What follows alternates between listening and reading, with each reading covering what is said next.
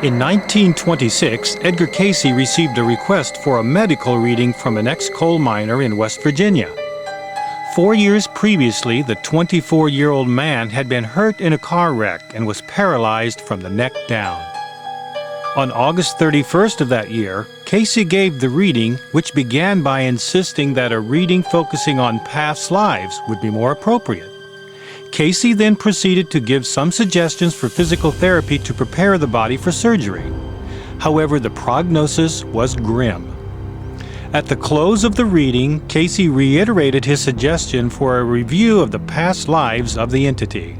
In an undertone that could hardly be heard, Cayce whispered, "See, this is Nero."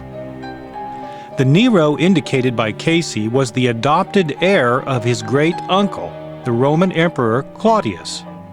Nero became ruler of Rome with the death of Claudius in 54 AD and reigned until his own death in 68 AD. He committed suicide when a military coup drove him from the throne. Nero's reign is typically associated with extravagance and cruelty.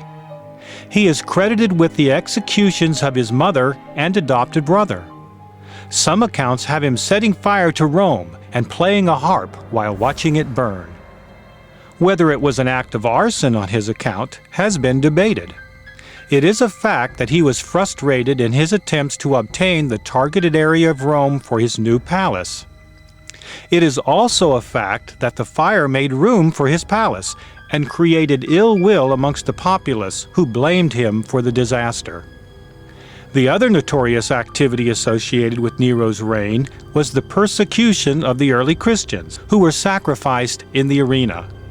Some historians have connected the fire with the persecutions, suggesting that Nero's vengeance against the followers of Jesus was an attempt to focus blame away from himself and onto the new religious cult. Scapegoating. The Cayce readings affirm the view that the fire was caused by Nero. A 33-year-old contractor received a life reading from Cayce in 1934 that discussed the aftermath of the fire that destroyed a large portion of Rome.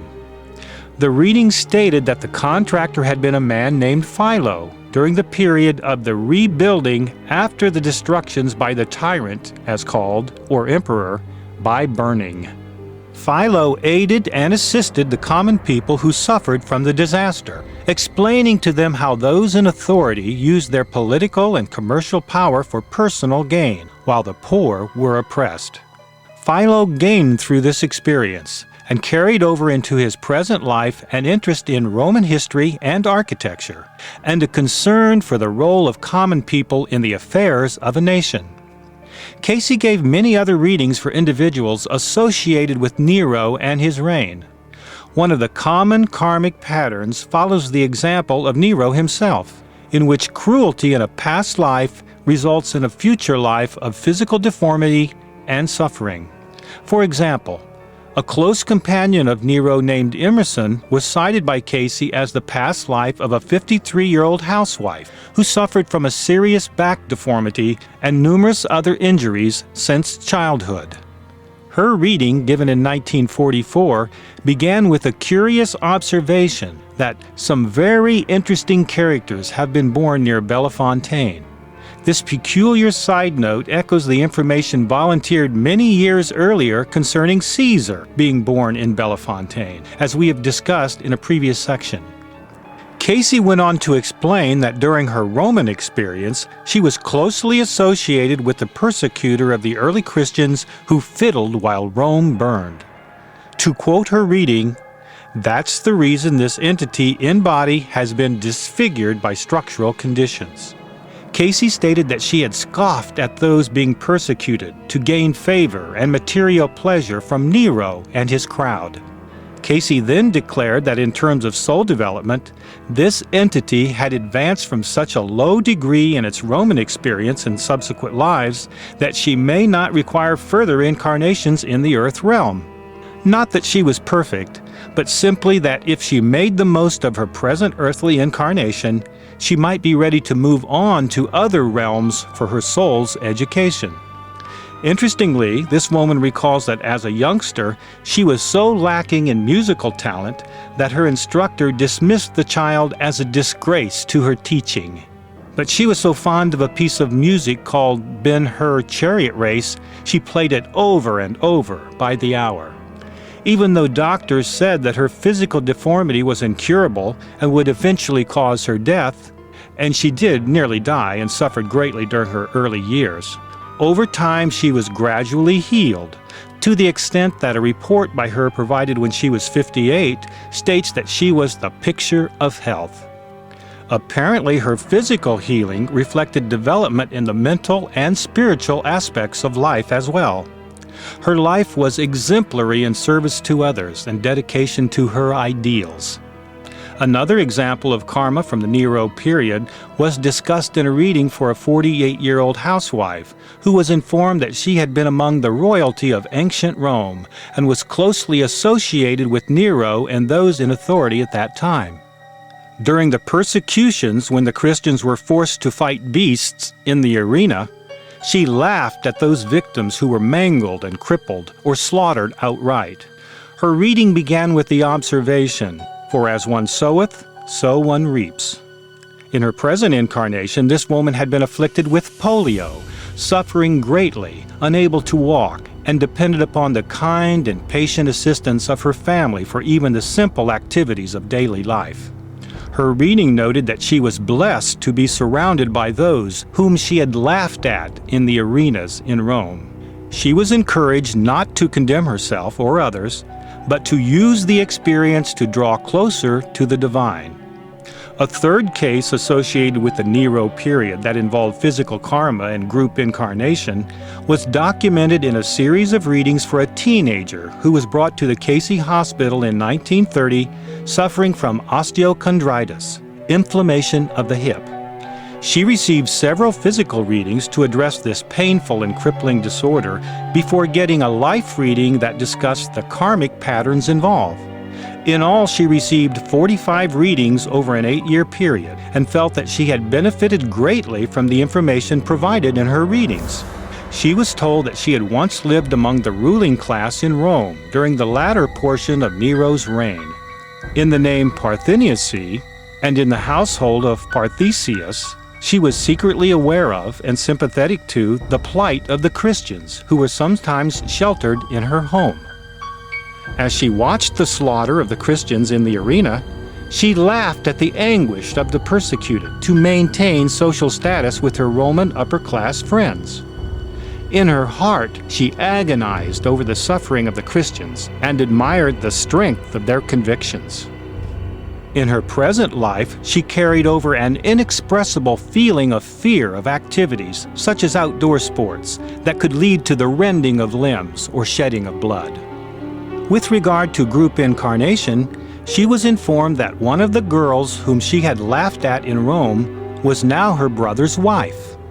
She was told to be careful not to laugh at others' sincerity and not to hold grudges, but rather to manifest the fruits of the Spirit and draw close to creative forces.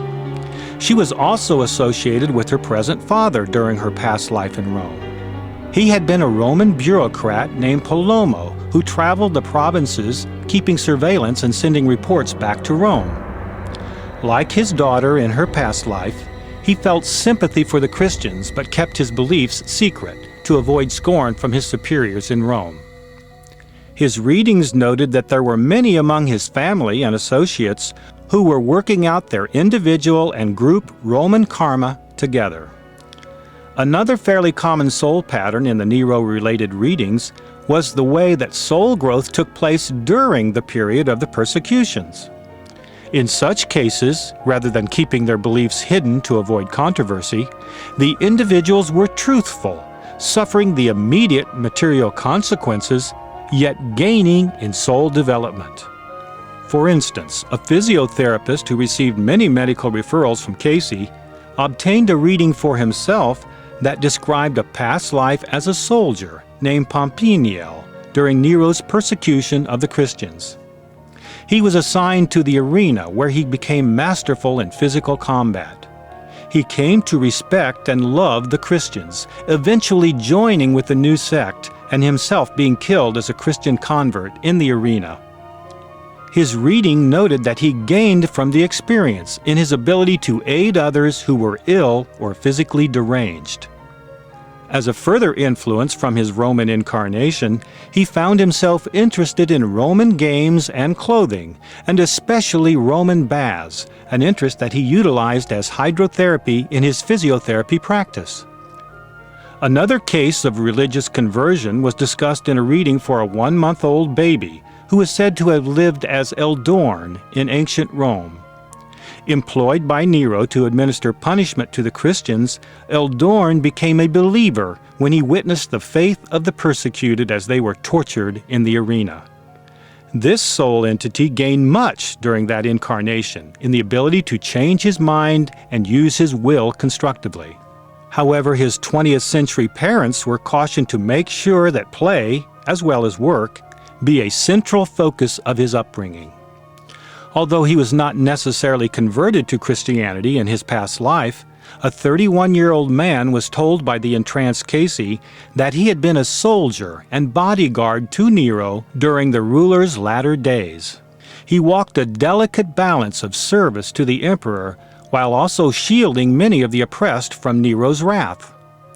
The karmic carryover into his present life was an inner reverence for anyone who acts and lives for the good of others, and a willingness to assist the virtuous downtrodden who were being unfairly treated. Ironically, Christianity was spread more widely because of Nero's persecutions. An 18-year-old student received a reading that described his past life as an advisor or counselor to Nero. As Cleopas, this entity witnessed the scattering, as it were, of the Christian beliefs throughout the widespread empire due to Nero's maniacal focus on the fledgling group. Without the attention paid to it by Nero and the dispersing effect of the persecution driving adherents to the furthermost extent of the realm, the early Christians may have remained one of the numerous minor religious cults of that time. His reading went on to discuss how the dispersed Christians contributed to the welfare of others in distant lands and, in a spiritual sense, held the world together in the centuries that followed, a positive influence that is still being felt in the world. At a personal level, Cleopas lost in a material sense due to his increased sympathy for the persecuted and his assistance in their dispersal, yet gained in spiritual development as he helped others. He was told that his Roman experience provided him with the ability to counsel and advise individuals in vocational activities and personal development. A 43-year-old osteopath received a reading stating that he had been a physician among the nobles of ancient Rome during the reign of Nero, and had even served the emperor himself in that capacity. In the name Thepolia, he extended his services to friend and foe alike, while developing a keen interest in the persecuted Christians who were so dedicated to an ideal that they would give their lives for a cause and bless those who persecuted them. His reading observed that music from stringed instruments had a peculiar effect from many of the hideous yet beautiful experiences in that Roman life, an echo in the vibrations of the very soul of the entity of this man. Considering that Nero played the harp fanatically, one can gather that Cleopas must have witnessed Nero giving a performance while the Christians were assaulted, a sight both hideous and beautiful to the physician who appreciated the devotion of the followers of Jesus. Another observation made by Cayce for this man is that he had an incarnation in England with Cromwell during the Civil War. His reading called him a zealot in his devotion to the ideal of freedom from the rule of kings, a trait that originated during his Roman experience with Nero. A reading for a 3-year-old boy described a past life as a counselor during Nero's reign. In the name Caecilius, this entity witnessed the persecutions and bigotry, the fire and anger of Nero, and attempted to placate and moderate the extremes of the emperor. Losing in the material realm and in the estimation of himself and others, the soul entity of Caecilius gained spiritually from his sincerity throughout the experience. In his present incarnation, the parents of this child were instructed to use positive suggestions as he fell asleep each night to redirect any negative tendencies into constructive channels. With regard to the case of Nero himself, the outcome for the 20th century incarnation of this soul entity was overshadowed by the karma of that infamous past life. Follow-up correspondence indicates that the man who had been Nero lived for 18 years after his accident, completely helpless and entirely dependent upon charitable Christians for every aspect of his life. Thus the wheel of karma turns and the soul inevitably meets itself in its journey back to its source.